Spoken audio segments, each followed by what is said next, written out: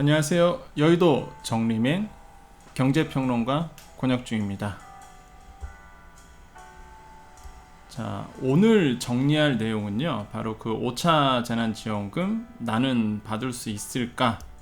라는 주제로 같이 이야기를 나눠보려고 합니다.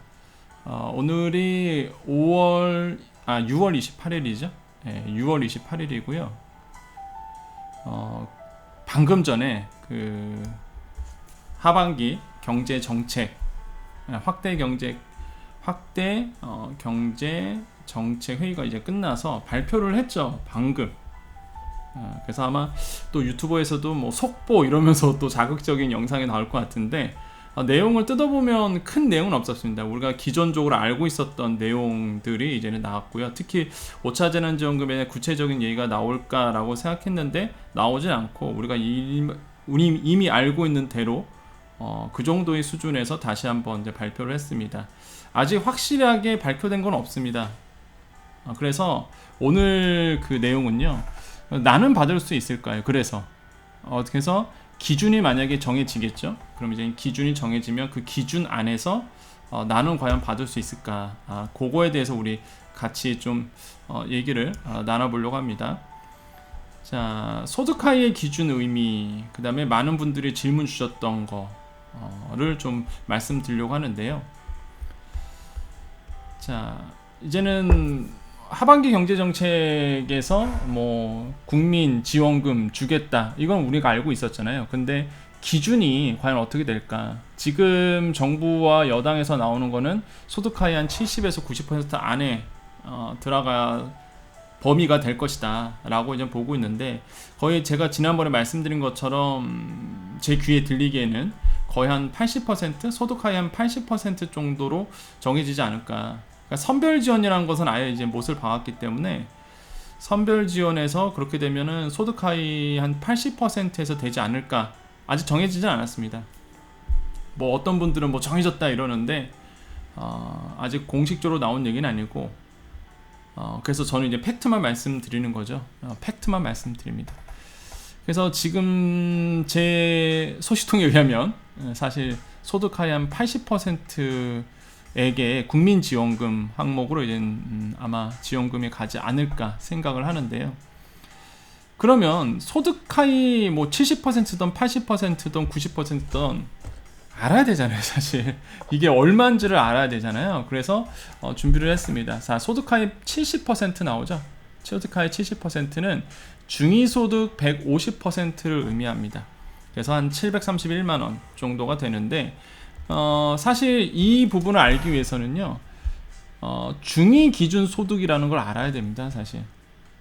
근데 또 기준 중위 소득을 알려면 중위 소득이라는 걸 알아야 돼요.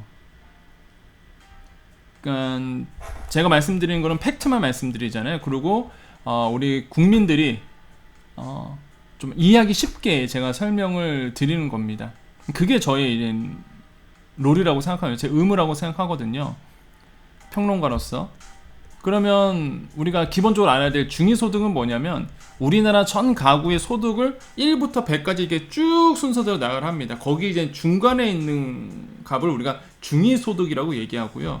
그럼 기준 중위소득은 뭐냐면, 이런 중위소득에서 이제 정부에서 이제는 복지 아니면은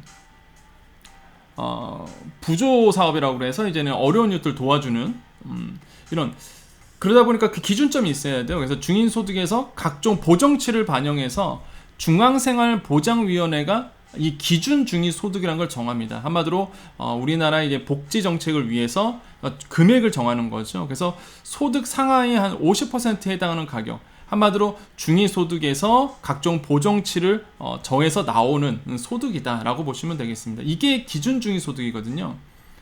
근데 소득 하위 80%, 70%, 뭐 90% 이런 걸 어떻게 잡느냐면, 기준 중위소득 한 150%가 소득 하위 70%가 되고요. 중위소득의 한 200%가 소득 하위 80%가 됩니다. 자, 기준 중위소득 300%가 소득 하위 90%가 되거든요. 아마 많은 분들이 이제 모르세요, 이거를. 그래서 기사 읽어보면 뭐 그렇게 나오니까 알고 있는데, 이렇게 정해지게 됩니다. 그러니까 기준 중위소득이 계속 중요했던 거죠. 지금 소득하위 80%가 될 가능성이 굉장히 커 보이는데 아직 결정은 안 됐습니다. 만약에 90%도 될 수 있죠. 지금 정치권에서는 말 그대로 다 줘야 된다. 뭐 이런 얘기고, 그죠? 지금 정부에서는 사실 처음 갖고 나온 거는 소득하위 70%를 갖고 나왔는데 지금 합의점이 80% 될 것 같은데 일단 얼마다? 975만 2,580원이 이제는 소득하위 80%의 이제 기준이 될 것이다라고 보고 있습니다. 한마디로 국민지원금이잖아요. 국민지원금은 이제 소득하위 80% 이하이신 분들은 다 준다는 얘기겠죠. 그 기준이 975만 2,580원이다. 가구당입니다. 이거 가구당. 자, 한번 볼게요. 기준 중위 소득 나옵니다. 1인 가구. 그러면 요거는 제가 봤을 때 4인 가족 기준이에요. 4인 가구. 4인 가족 기준인데, 그러면은 나는 4인 가족 아닐 수도 있잖아요. 그래서 보겠습니다. 아까 기준 중위 소득 중요하다 그랬죠? 자, 1인 가구 같은 경우는 기준 중위 소득이 182만 7,831원 돼 있어요. 그리고 2인 가구는 한 300만원 정도, 3인 가구는 390만원 정도 이렇게 돼 있거든요. 아까 제가 말씀드린 거는 이제 4인 가구 기준으로 말씀을 드렸던 겁니다. 그러면 요걸 제가 정리했습니다. 자기 가구가 우리 가족이 몇 명인지 보시고요. 기준적인 소득 정리해 드렸어요. 2021년도 최근 자료죠.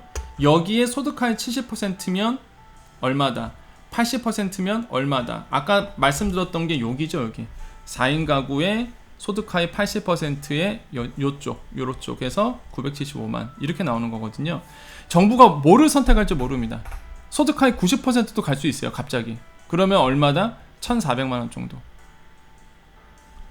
그래서 만약에 정부가 결정되어지는 거 보고 나서 자기의 가구 해서 소득하위 이거를 보시면 이젠 얼마라는 사실을 쉽게 이해할 수 있겠죠. 3인 가구다. 예를 들어서 소득하위 80%라 정해졌다. 그럼 얼마다? 796만 7,900원 이하면, 소득이 이하면 지원금을 받게 된다. 그런 뜻입니다. 이 파일은요, 제가 또 유튜브에 올려드릴 겁니다. PDF로 해서 여러분 보시기 좋게 PDF로 올려드릴 테니까 다운로드 하셔서 보셔도 돼요. 그래서 도움이 되셨다면 당연히 좋아요, 구독은 필수겠죠? 자, 그래서 요거를 보시라고 제가 말씀을 드리는 겁니다. 요 표를 그래서 말씀을 드리는 거야. 그래서 뭐 맹목적으로 뭐 많은 분들이 유튜브에서 뭐다 그러지 마시고요. 본인이 직접 보십시오. 이렇게 표로 짜드렸으니까. 자, 이거 이해하셨죠?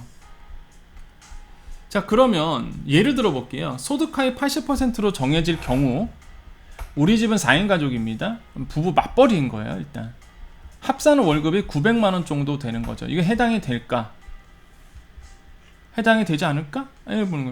뭐 표에 의하면 해당되겠죠. 4인 가족의 부부 맞벌이, 4인 가족의 월급이 900만원 이하니까 4인 가족인데 소득하위 80%로 정해지고 900만원 이하잖아요. 기준점이 970만원 정도 되니까 그러면 해당되겠네 라고 생각하실 텐데 그게 그렇지가 않아요. 장담할 수가 없는 게 여기에 사용되는 소득의 개념은요, 이제 여기 나오는 근로소득, 이자소득, 사업소득, 이전소득, 이거 다 포함하는 개념입니다.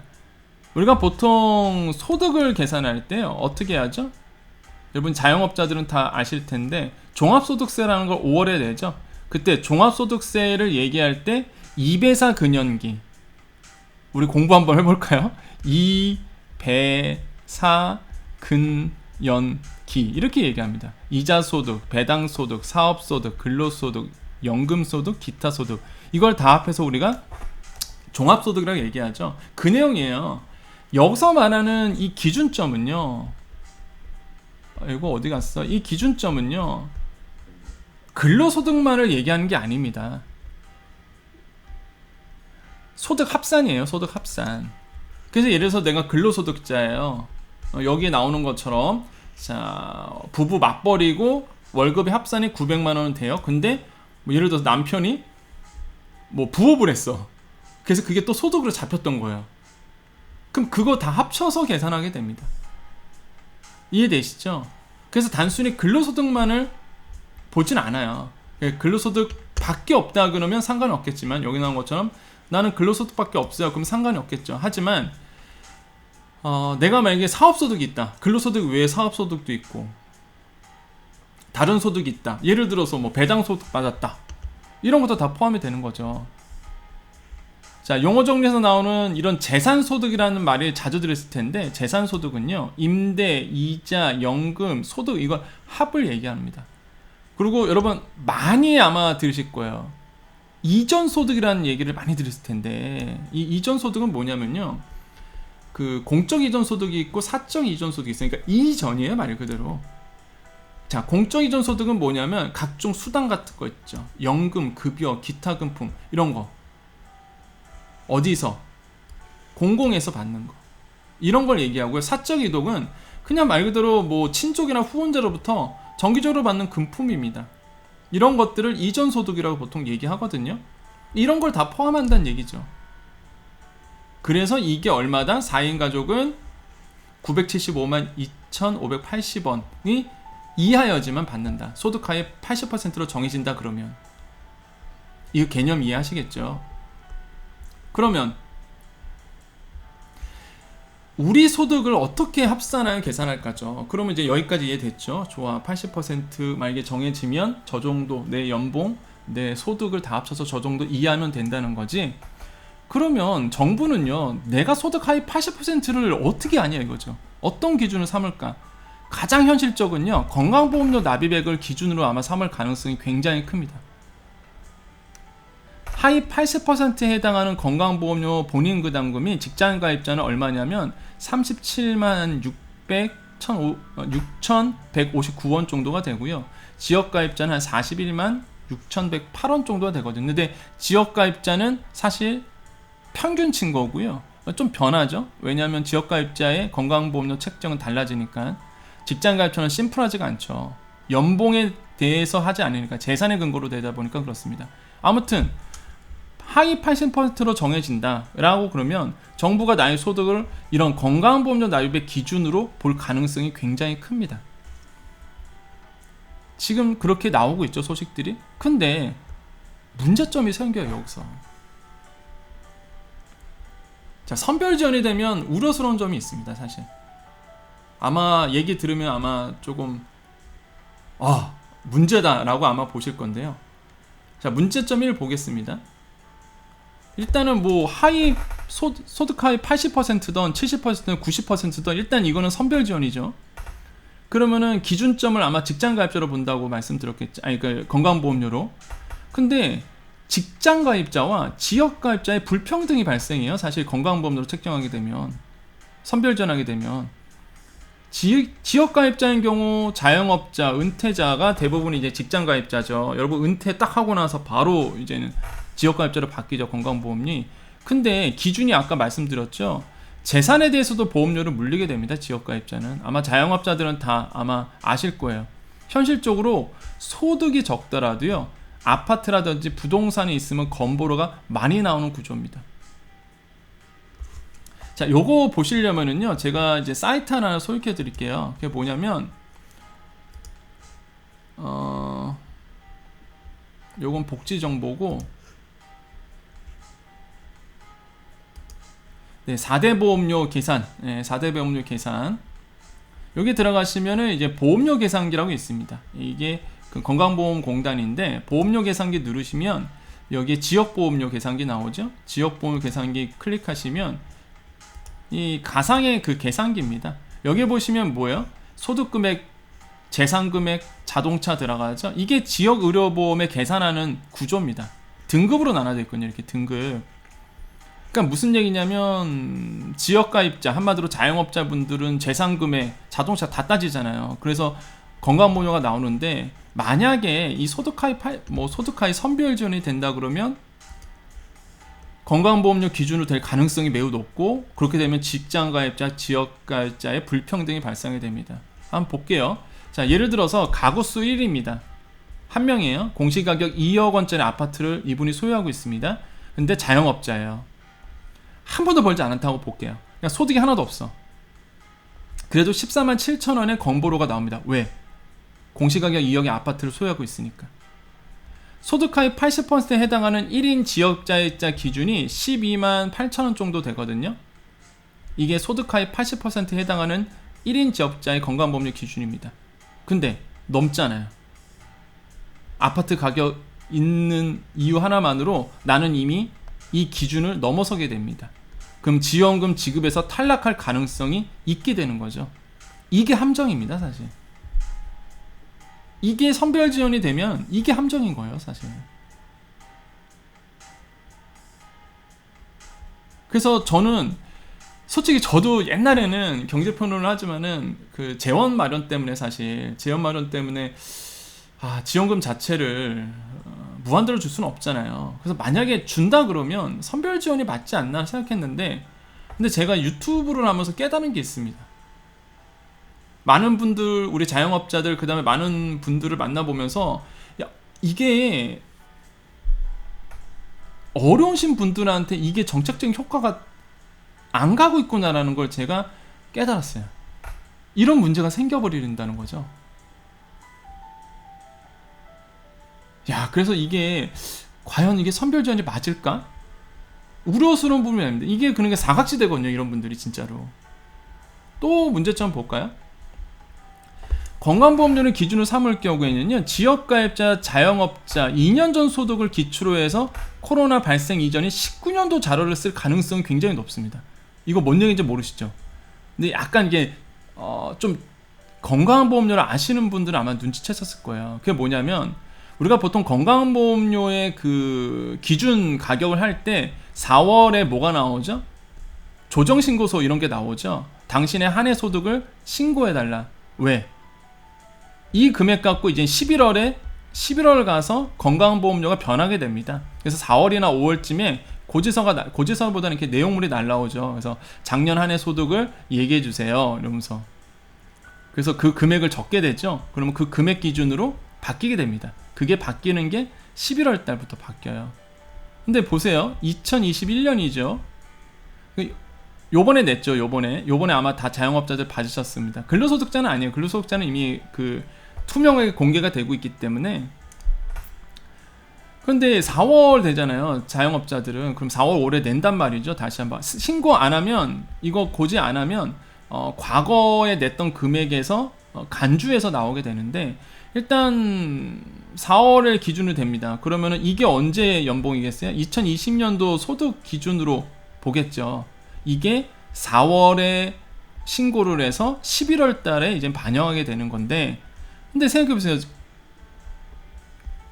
5차 재난지원금이 8월에 준다면서요. 8월에 나올 가능성이 큰데 11월 달에 반영되기 전이란 말이죠. 2020년 이 소득 기준으로 건강보험료가. 그럼 건강보험료 기준을 한다 그러면 결국은 2019년도 자료를 가지고 건강보험료 아마 책정이 될 거예요. 당연하게. 왜? 2020년 자료는 이제 신고하는데 뭐 4월에. 그래서 11월에 반영되는 걸. 그럼 2019년도에 그 소득 가지고 나왔던 그 소득을 건강보험료가 지금 내고 있단 말이죠. 이해되세요, 이게? 지금 여러분이 자영업자들이 내고 있는 건강보험료는요, 2019년도 소득을 기준으로 해서 나온 겁니다. 근데 코로나는 언제 터졌어요? 2020년에 터졌죠. 이때 안 좋았잖아요. 그럼 2000년도에 안 좋아서 매출 떨어진 게 반영이 안 된다는 거죠. 무슨 얘기냐? 소득하위 80% 정해지면 이거보다 더 넘을 수 있다는 얘기입니다. 여러분 19년도는 장사가 잘 되신 분도 있을 거냐면 2000년도에는 너무 안 됐지만, 근데 과거 잘 나갔을 때 자료를 또 쓴단 말이에요. 그러면 지원 대상에서 배제되는 일이 생길 가능성이 큽니다. 이게 또 사각지대 하나예요. 제가 너무 자세히 설명드리죠. 제가 깨달은 바가 있습니다. 제 머릿속에 있는 지식을 같이 나눠야 되겠다. 그래서 이제 우리가 4차 재난지원금부터 제가 이야기를 하고 있는 거죠. 문제점 또 있어요.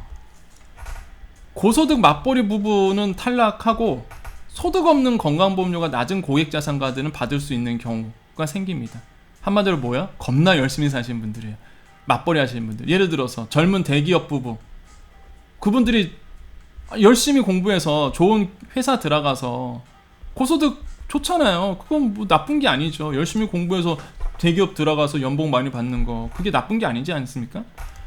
고소득 맞벌이들이 있어요. 근데 자산이 없어. 워낙 흑수저 분들이 많으셔서 자산은 없는데 소득은 많아. 건강보험료가 높죠, 이런 분들은. 근데 이런 분이 있어요. 소득은 없어요. 근데 고액의 자산가야. 고액의 자산가. 그래서 막 진짜 편법으로, 그죠? 아시는 분 회사에 막 취업하고 막 이런 분도 있어요. 아무튼 고액의 자산가, 건강보험료가 낮은 분, 이런 분들은 오히려 돈을 받고 지원금을 받고, 이런 분은 지원금을 못 받을 가능성도 있다는 거죠. 왜? 80% 기준 되면 얼마요? 970만 원 정도 넘어가는 분들이 있을 거라고요. 부부 합산으로. 이런 분은 탈락되는 겁니다. 자산은 없는데. 억울하죠. 예. 이런 문제점이 존재한다는 얘기예요. 이 맞을까요, 과연? 그러다 보니까 이 문제점이요, 제가 지금 이렇게 문제점 얘기하는 건요, 이미 1차 재난지원금 사례도 있었습니다. 작년 4월이었죠. 1차 재난지원금 추진할 때 동일하게 불거졌었죠. 그때 소득 하위 70%, 중위소득 150%. 저 이때 방송 무지 많이 했거든요. 방송 나가서 중위소득이 어떻게 되고 150% 얼마 정도 된다, 그래서 이렇게 받게 된다. 왜냐면 정말 그러려고 했으니까, 정부가. 그때 건보료 기준으로 발표했어요. 아직도 기억납니다. 그 건보료 차트 이렇게 갖고 와갖고 건보료 기준으로 주겠다. 하지만 각 가구의 자산을 어떻게 팔 것인지에 대해서 뾰족한 방법을 찾기 어려웠고요. 또한 국세청들의 과세 정보를 이용하고 재산을 간소화하는 반영하는 방안도 거론됐지만 조사에 수개월이 걸린다는 이유로 무산이 됐죠. 그래서 그때 기억나시죠? 어떻게 됐나요? 결국에는 전 국민에게 줬었잖아요.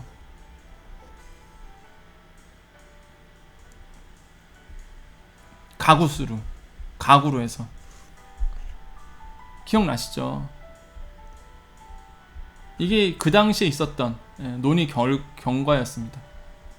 전국민 지급, 그쵸? 민주당에서 그때 발표했었죠. 총선 끝나고.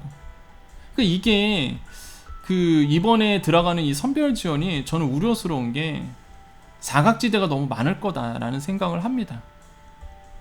사각지대가. 그래서 주제가 그거였어요. 제가 정한 주제가 나는 받을 수 있을까? 팩트를 말씀드리는 겁니다. 아마 제가 요즘에 그 5차 재난지원금에 대해서 또 얘기가 많고요. 사실 또 오늘 나왔던 또 하반기 정책 자료들이 많이 나왔습니다. 그래서 그거 또 방금 또 KTV, 그러니까 국민방송이죠. 정부에서 운영하는 방송이에요.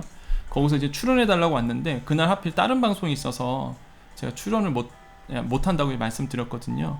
그 정도로 사실 지금 이 하반기 그러니까 정책 방향들이 새롭게 나오고 있는데, 그거는 제가 나중에 또 한번 정리해 드릴게요. 우리 쉽게 씹어 드리는 거죠. 말 그대로 소화할 수 있도록 좀 쉽게 잘근잘근 씹어서, 씹는다는 표현이 나쁜 그런 의미 아닙니다. 여러분, 뭐 정부를 씹는다 이런 표현이 아니라, 씹는다는 표현은 이제 소화시킬 수 있도록 잘근잘근 쪼개서 잘 이렇게 믹스해서 여러분 소화시킬 수 있도록, 소화될 수 있도록 그런 의미입니다. 여러분 오해 말아주세요. 뭐 씹는다고 해서 혹시나 오해하실까봐 그런 씹는다는 표현은 아니고요.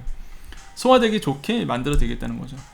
아무튼 5차 재난지원금은 사실 이대로 과연 어떻게 될지는 좀 더 봐야 되겠지만, 또 최신 정보 올라오면 소득 하위 몇 %로 정할지는 봐야 되겠지만, 요거 만약에 정해지면 다시 한번 올리겠고요. 그래서 제가 과연 제가 여러 가지 경우의 수를 좀 말씀을 드렸습니다. 그래서 요 PDF 파일은 제가 여러분 보실 수 있도록 유튜브 설명 부분에 링크를 달아드릴 테니까 아마 큰 도움이 되실 거예요. 예, 보시면서 나의 기준이 어딜까라고 금액을 한번 보시면 되겠습니다. 자, 도움이 되셨나요, 여러분? 예, 여러분 도움 되라고 제가 하는 거다 보니까 여러분 큰 도움 되시고요. 그리고 댓글에 너무 소상공인들만 편해서 얘기하시는 거 아니냐고 막 이렇게 하시는 대부분들이 있었어요. 그래서 제가 이거를 그래서 만든 겁니다, 사실. 예. 전국민이잖아요. 요거 얘기는 이제 전국민 얘기죠. 예, 전국민 지원금에 대한 얘기다 보니까 아마 자영업자 아니시더라고요. 물론 자영업자 다 포함되고요. 자영업자 아니신 우리 일반 근로소득자나 국민들에게도 아마 매우 좋은 정리가 되었을 거라고 생각을 합니다. 도움이 되셨으면 좋아요, 구독 많이 눌러주시고요. 여러분 다른 또 좋은 콘텐츠로 여러분께 또 찾아뵙도록 하겠습니다. 자, 여기까지 여의도 정리맨 권혁중이었습니다. 감사합니다.